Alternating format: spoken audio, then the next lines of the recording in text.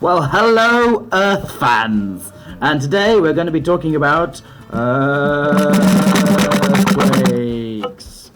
So, in a quick run through, I'm going to show you the basic features of an earthquake and why they happen. We're going to look at the primary and secondary effects of earthquakes, and we're also going to look at the reason that different earthquakes have different levels of effect, so why the risk is different.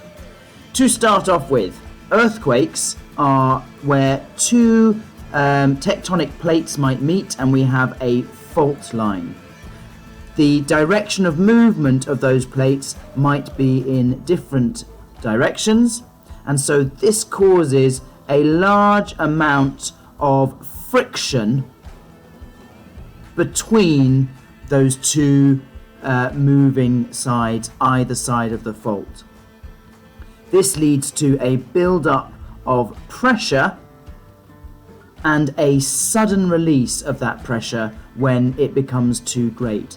It is that sudden release that gives us the origin of our earthquake, which we call the focus. This is below the surface of the ground at varying depths. Some are very deep, some are more shallow. But it is called the focus, and this is the origin of the earthquake, where the two sides have suddenly moved past each other. At the surface, directly above the focus, we have what we call the epicenter. And if the epicenter is close to areas of buildings, then the damage experienced and the severity of the effects is likely to be greater. From the epicenter, we have shock waves that travel out in all directions, causing the ground to shake. And that's why it's called an earthquake. Quick couple of questions. What is the name for the place where the earthquake originates? Correct, it is the focus. Well done. And at the point on the surface above the focus, that is called what? The epicenter. Well done. And what travel out from the epicenter, causing the ground to shake? Yes, that is shock waves. Well done. How would you describe the position of the focus in relation to the surface or the land surface? Good. It occurs below the surface, within the crust. Very nice. Let's move on. So, to begin with, I would like to look at the primary effects of earthquakes. And this is what is happening while the ground is shaking. Okay, so that movement of the ground, the actual earthquake, has some effects, and we're going to look at those now. The most obvious one, which you will almost always see on television if there's been an earthquake, is that buildings can collapse. And it's important for us to realize that there are different types of building to collapse. So for example, we can have houses, and that is going to lead to another primary effect, which is deaths, especially if people are asleep in their houses when the earthquake occurs. We're going to get a lot of deaths as a result of those buildings collapsing. But also, we'd be interested to see how many hospitals have been destroyed, because if hospitals get destroyed, the country is not able to respond as well and treat people that might have been injured by buildings collapsing. So that's a very important statistic that we like to know. Another one is how many schools have been destroyed. Because if schools are destroyed, education is paused, and so children are missing out on gaining the skills they need to be successful adults. And this can affect the economy of the country for the future. Other types of buildings that we'd be interested in are major pieces of infrastructure, such as ports or aeroports as well. Because the docks and the buildings associated with their operations may well be destroyed, and this affects exports and imports. And again, is going to have significant impact on the economy.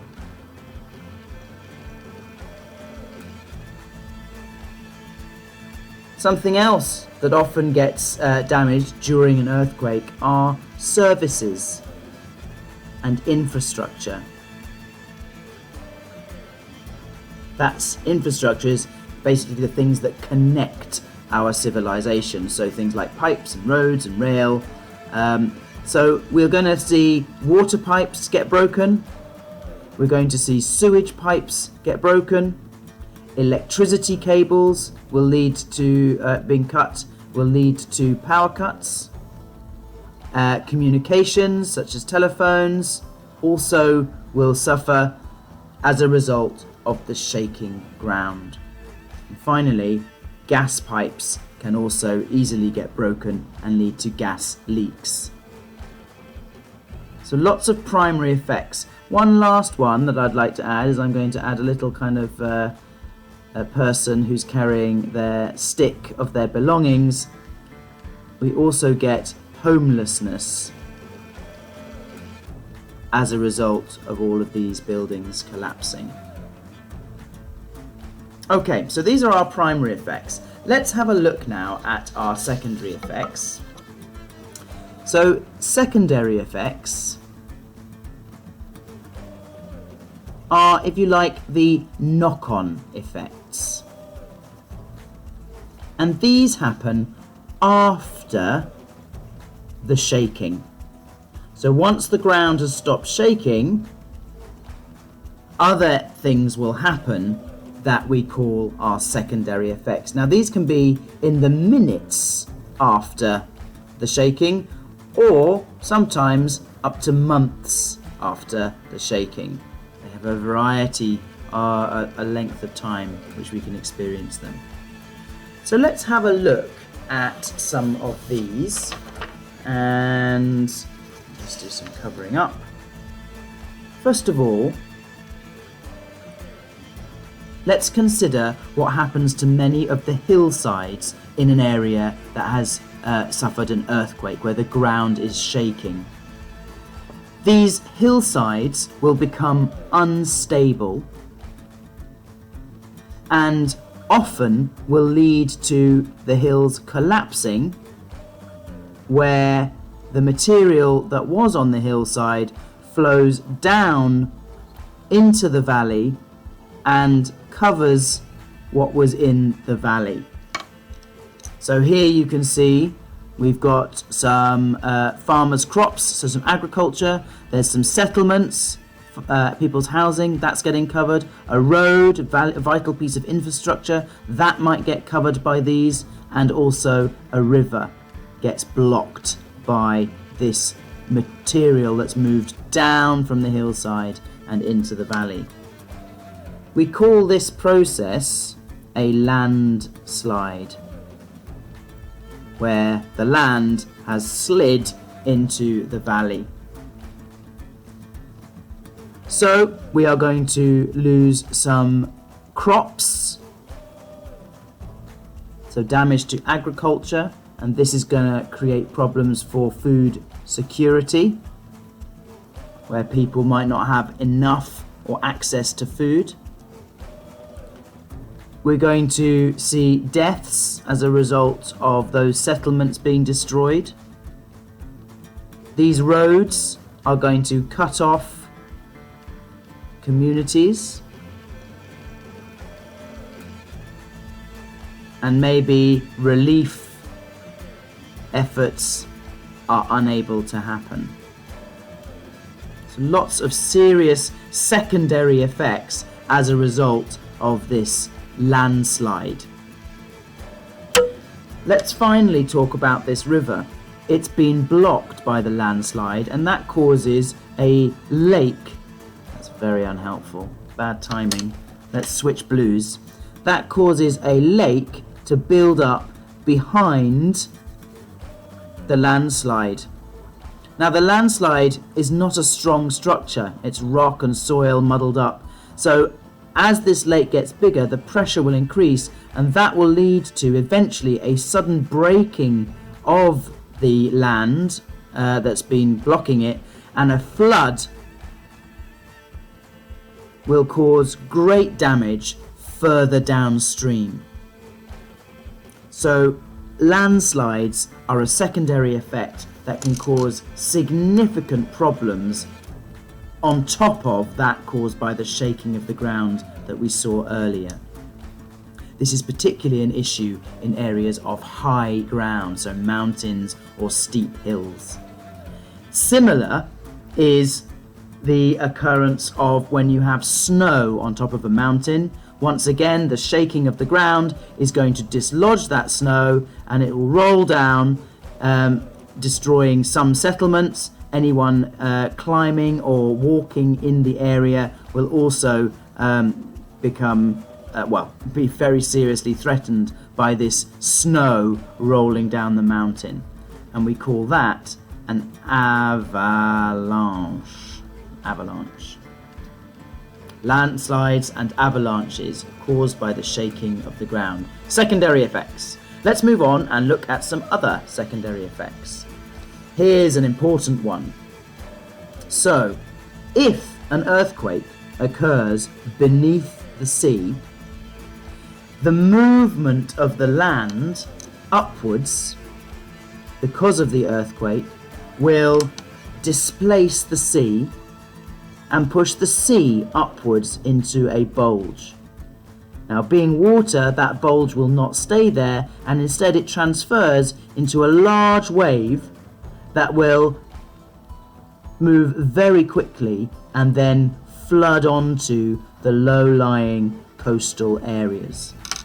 And any settlements or farms that we had on those low-lying coastal areas will be devastated by this strong wave that has been caused by an earthquake.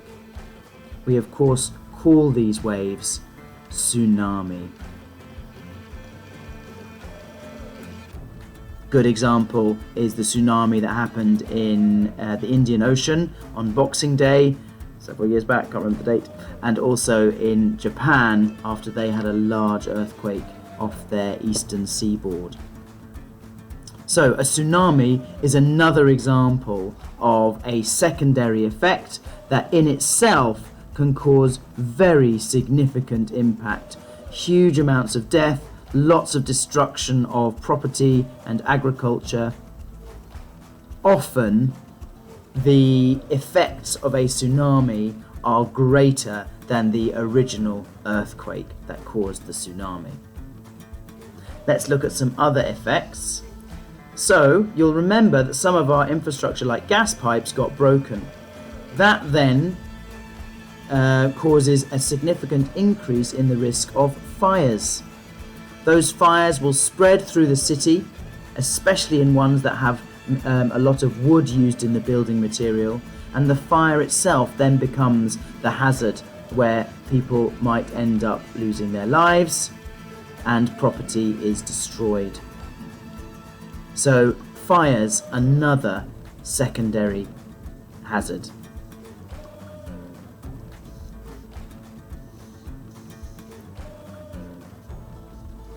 As a result of many of these actions, like agricultural land being destroyed by a landslide, as a result of tsunamis destroying agricultural land, roads cutting off the food that might normally reach a place through it with lorries, we will often see food insecurity, which can lead to secondary effects like famine if it becomes very serious. Food insecurity is when people don't have enough or access to food, and so they go hungry and become malnourished. Famine is when that reaches a critical number of people over a large area, and people's health significantly suffers. This again can be a secondary effect of earthquakes. Something else that often happens during earthquakes, when people don't have enough food to eat, when they don't have access to medicines they need, they may be forced to turn to criminal activities. And so we see an increase in crime, particularly in looting of shops, people searching for things they need, but also we can see gangs developing that then make people feel less safe in an area, as they might be attacked for their own personal possessions. This tends to be more of a problem in poorer countries where the police force are probably very busy trying to respond to the actual earthquake, leaving a gap for this kind of activity.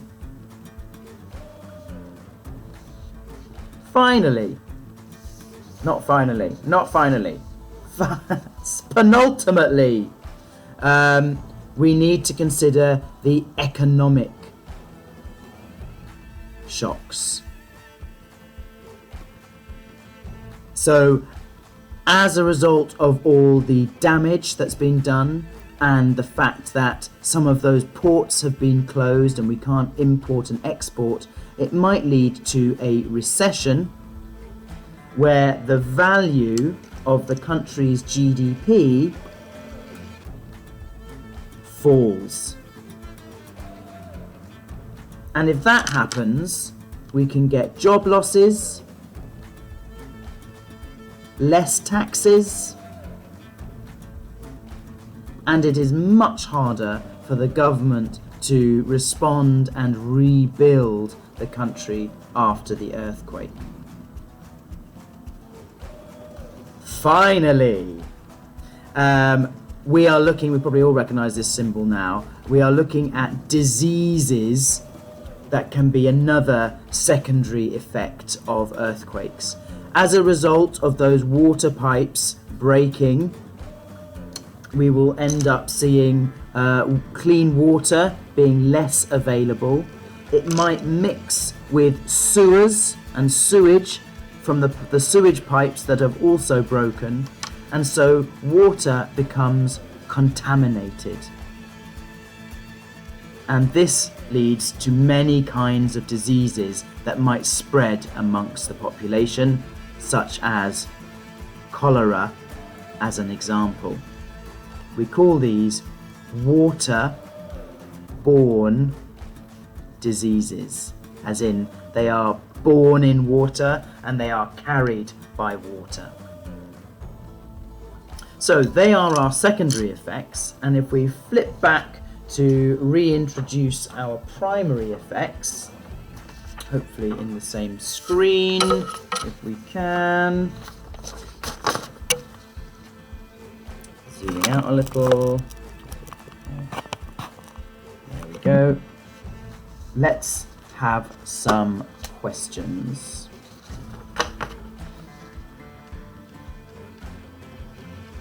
Move that in. Okay.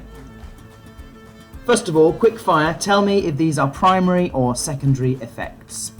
Avalanche. Yes, secondary. Hospitals being destroyed. Yes, primary. Tsunami. Secondary. People committing crime. Secondary. Buildings collapsing. Primary. Ports destroyed. Primary. Exports and imports limited. This is a bit tricky. It's a secondary effect because it happens after the shaking has stopped and once the ports have already been destroyed. Food insecurity. Secondary effect, the spread of diseases like cholera. Secondary effect, the breaking of water pipes and gas pipes. Primary effect, people dying. Primary effect, well done. Let's go for a little bit more detail. What damage can a landslide do?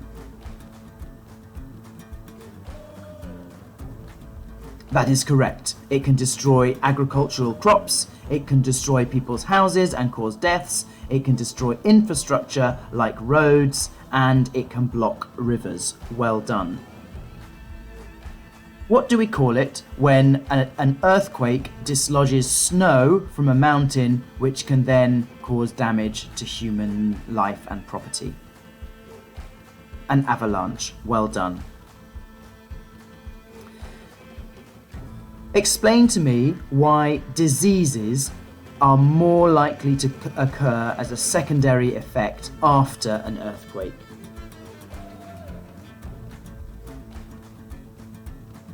That's right, because water pipes might break, as well as sewage pipes, water becomes contaminated, and then diseases can spread more easily.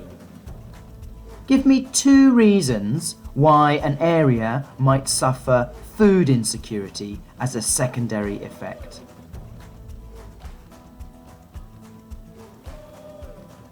Very good, yes. So first of all, agricultural land might be destroyed, either by a landslide or a tsunami. And secondly, the infrastructure like roads might be destroyed, and so no food can reach an area. Well done. What is the secondary effect that we might associate with food insecurity? A famine. Well done.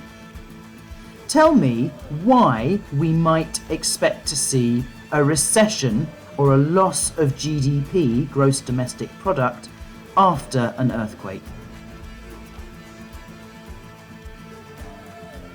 That's right, because those primary effects of the ports being destroyed and airports and infrastructure will then make trade much more difficult.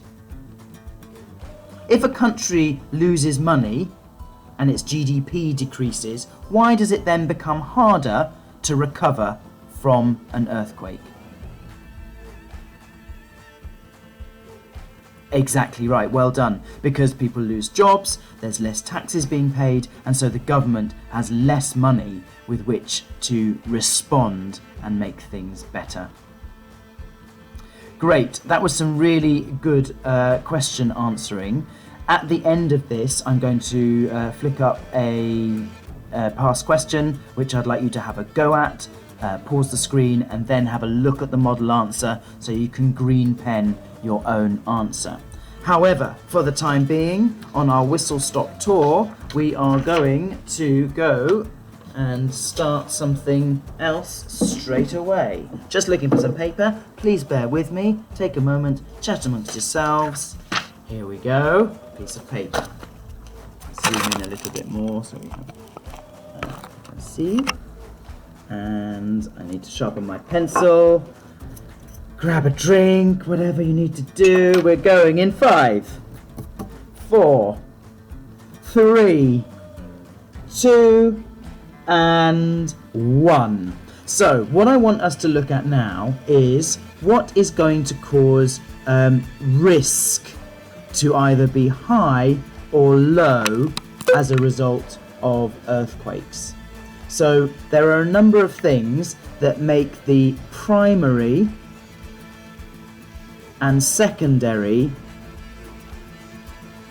effects sometimes more serious or less serious. Okay, let's try and focus that. Come on, you can do it. Why is it being so annoying? Try again.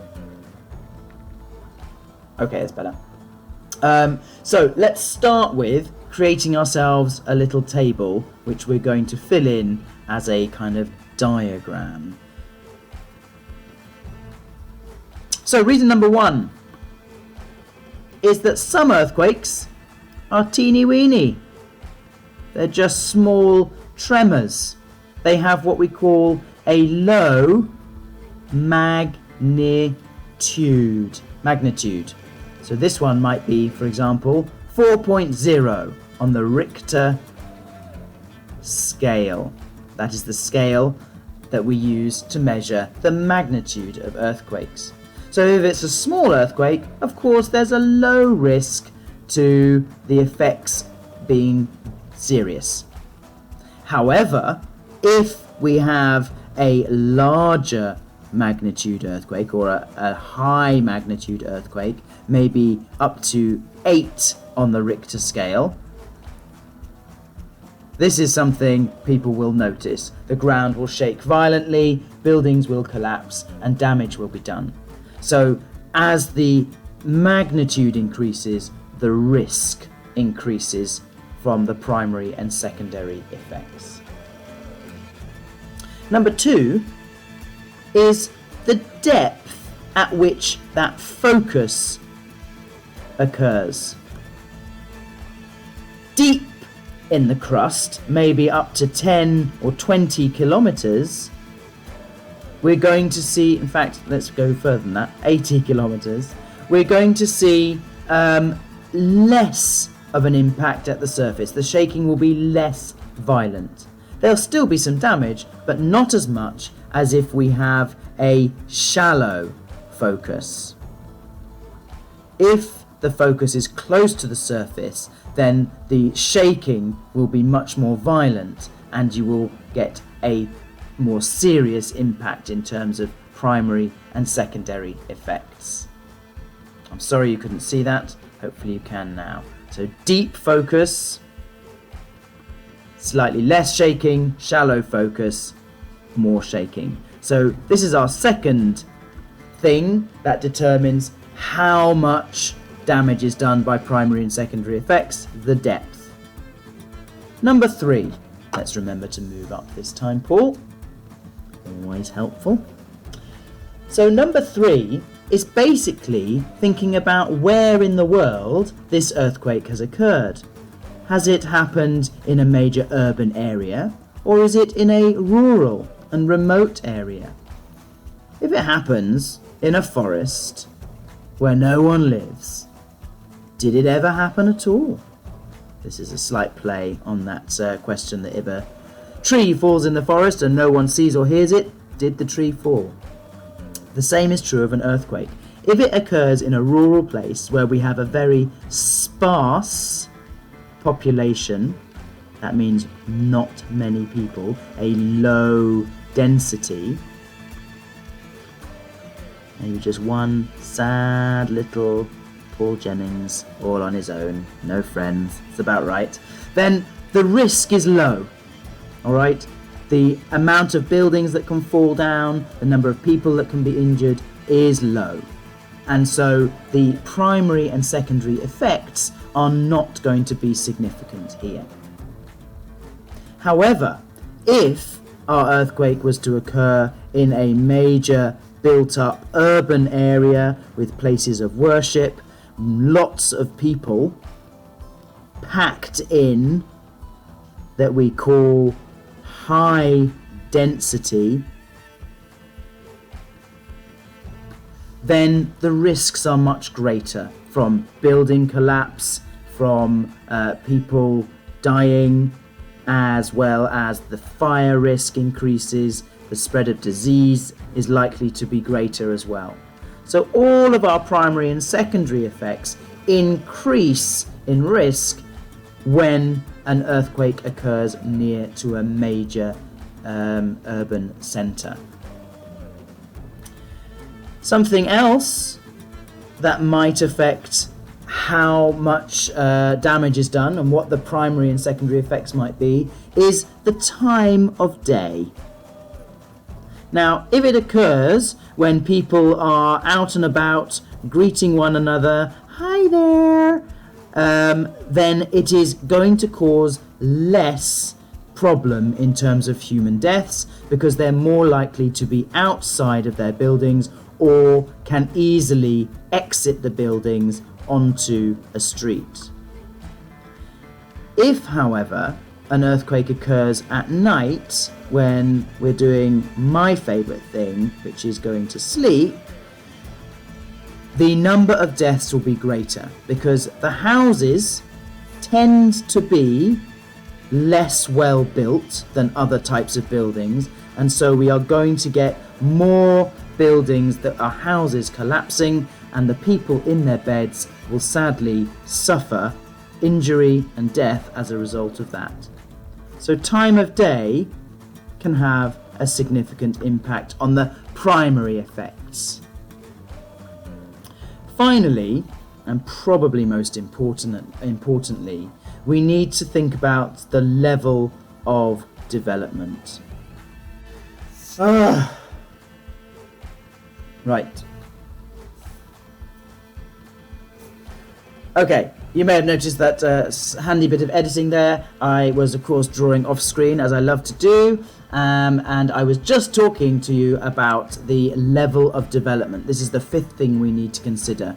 When we have high-income countries, rich countries like the UK, the USA, Japan, they have a lot of money, a large gross domestic product. This means that they're going to build strong and secure earthquake-proof buildings. They're going to have the money and resources to fly helicopters to help people out, deliver food and support where it's necessary, and they have a well-trained and well-equipped emergency service response team. So lots of ways for a high-income country to reduce those primary and secondary effects. On the other hand, LICs are likely to see a much lower quality of building that is likely to collapse more easily because they are poorer, their GDP is small. They can't afford nice buildings, their emergency services are poorly trained and poorly equipped, and they will not have access to technology in order to try and help the response. So as a result of this, the secondary effects in particular are going to be more significant because the country is going to take longer to respond. Right, there you go. Let's have a quick few questions on that. Zooming out. Having a look there. Sorry, that last one's missing. We'll have to remember it. Okay. Which is likely to suffer more serious primary or secondary effects? An area of sparse population or an area of high population density? That's right, an area of high population density because there's loads of people and loads of buildings. What, in terms of depth of the focus, will lead to more serious damage in terms of primary and secondary effects? Good. The shallow focus earthquakes, well done. What time of day is likely to lead to more deaths as a result of an earthquake? Excellent. Night time, when people are in their beds. And what is the name of the scale that we use to measure the magnitude of an earthquake? The Richter scale. Super duper. Compare the buildings of an HIC to an LIC and tell me why that leads to a difference in the level of risk for primary and secondary effects. That's right. Yes, yes, yes. Tell me more. Good. So HICs are rich enough to build strong earthquake-proof buildings, and so less people die, whereas LICs have poorer quality buildings that are more likely to collapse, and therefore the primary effects are more significant. All going well.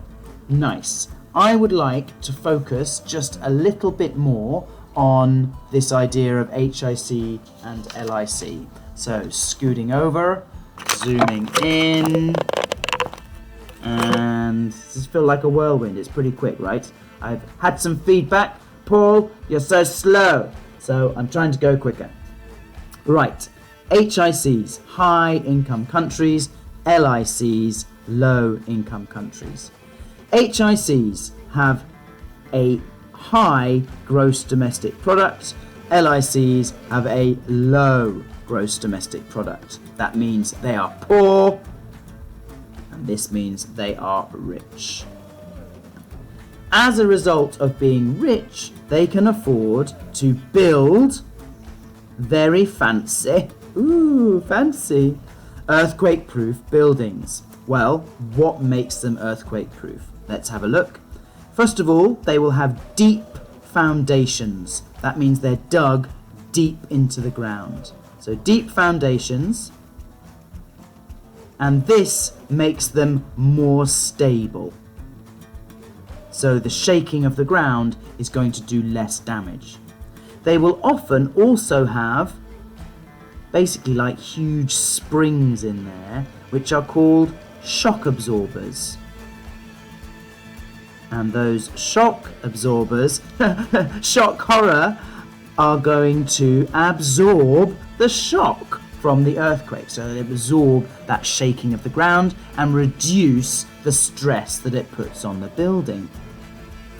Also, these buildings will be constructed with a steel framework, often in a lattice, to give greater strength. And this actually allows the building to sway to the left and to the right. Obviously, that's the left, that's the right. I do know my left and right. So it sways from side to side. And there is footage, particularly in Tokyo, look it up on YouTube, of swaying buildings in Tokyo City. And it's really quite scary that such a massive thing can move a bit like the branches of a tree in the wind. But that's what this steel lattice framework allows. So it allows swaying without collapsing. Finally, our windows in these kind of buildings will have shutters that when there is an earthquake will be triggered to come down, and this protects any people on the ground, hi there, from falling glass as the windows shatter with the movement. So those shutters are going to protect people from falling glass. This costs a lot of money.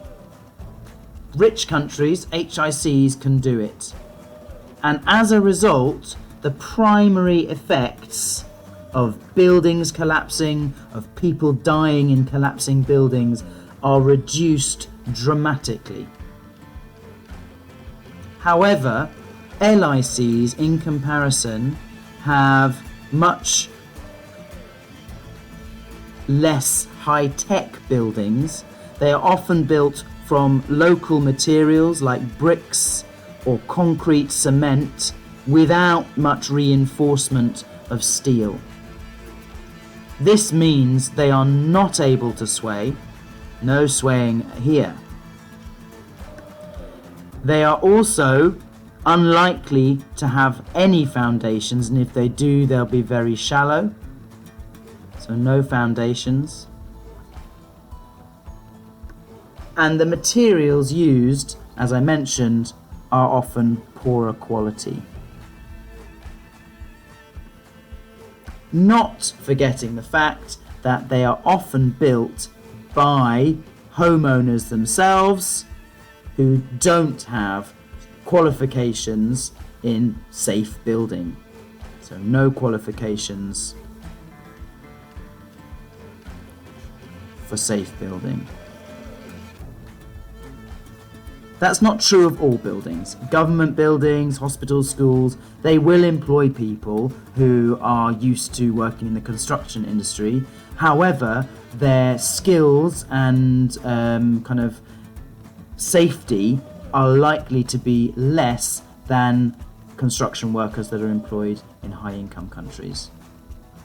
So, as a result of all of that, we tend to see a lot more buildings destroyed. Therefore, the primary effects of building collapse and death are greater.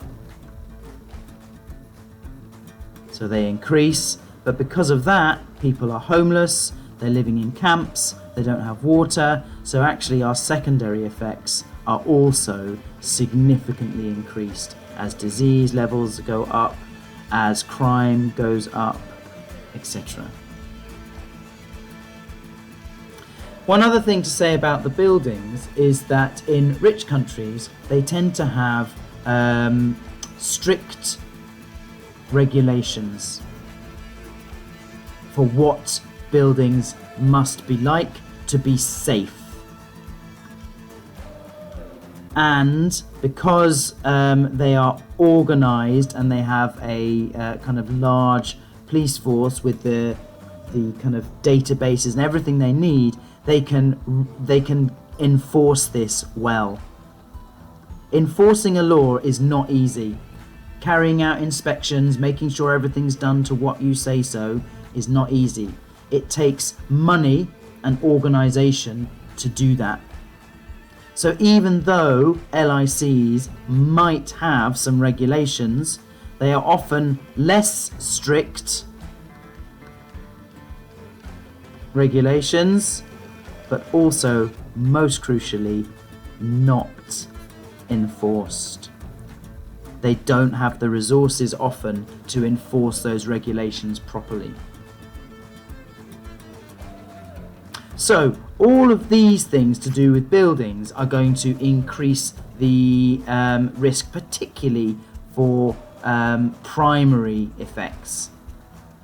But we also have the situation where in high-income countries, they train their emergency services very well.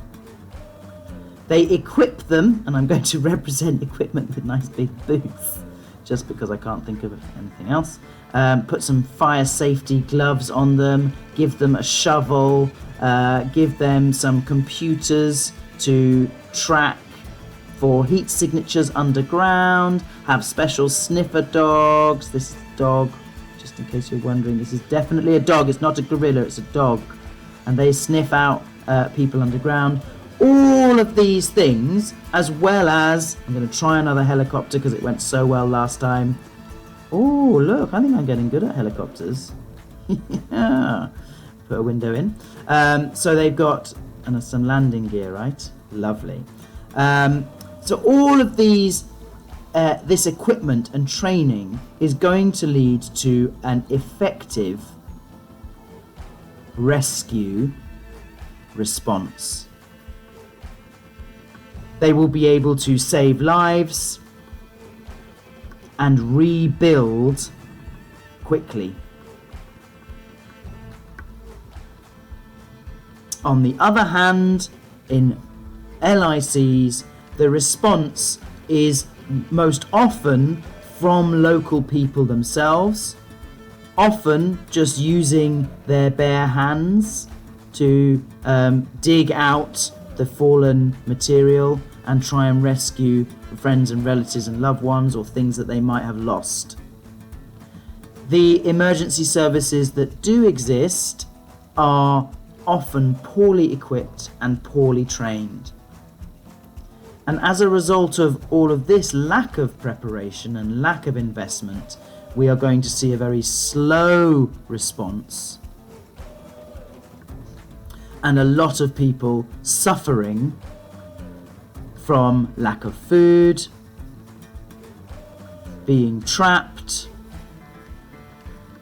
and this all goes to increasing the impact of our secondary effects.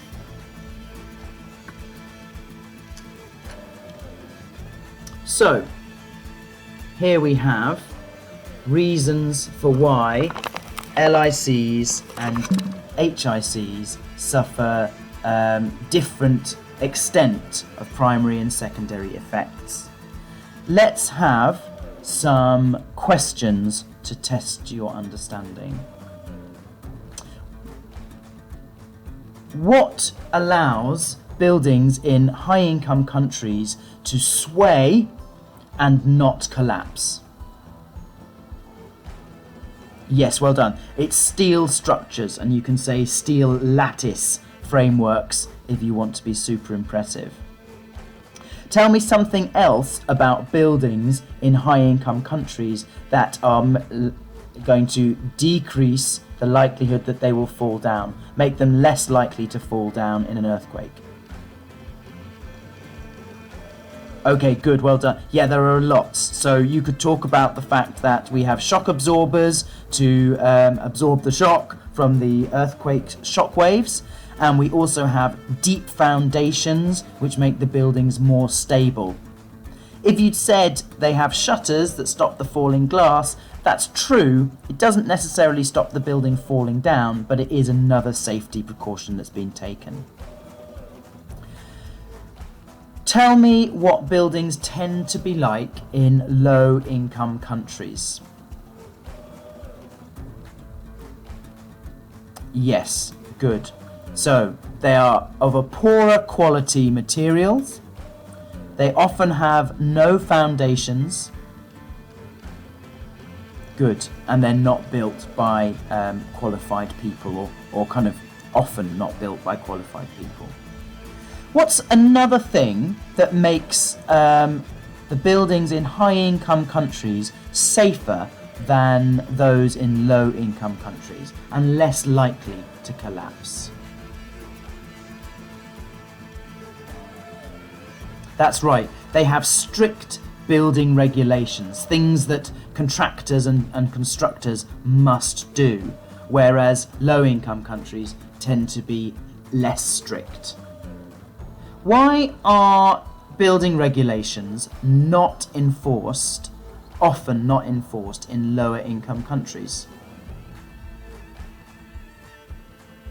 Good, yeah, exactly, because it takes money and organisation to enforce those regulations, and that's often something that lower income countries might struggle with.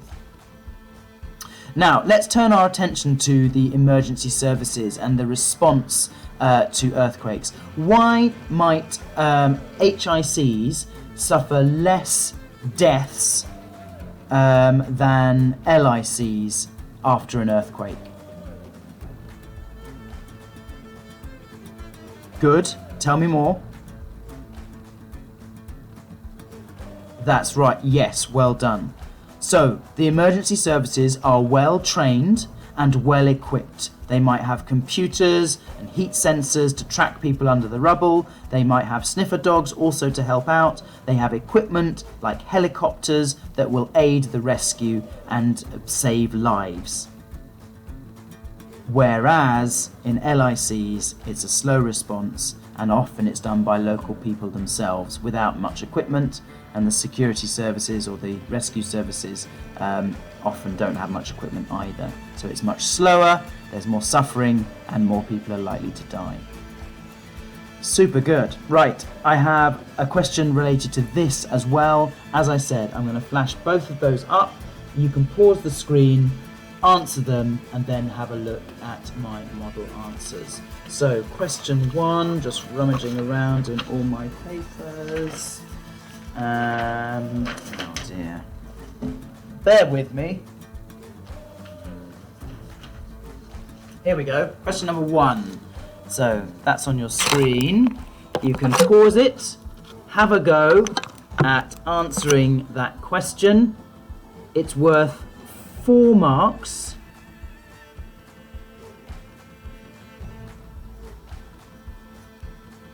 And that means you need to make a point and explain, and a point and explain. Have a go at that.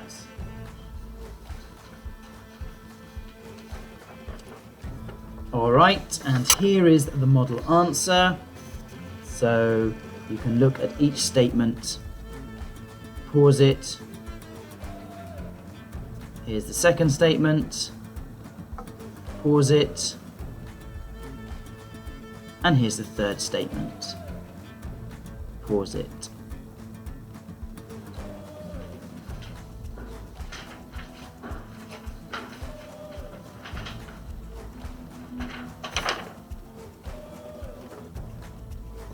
Here is another question that I would like you to answer. It's 6 marks. Write the question down and pause it. Give yourself 6 or 7 minutes to answer it.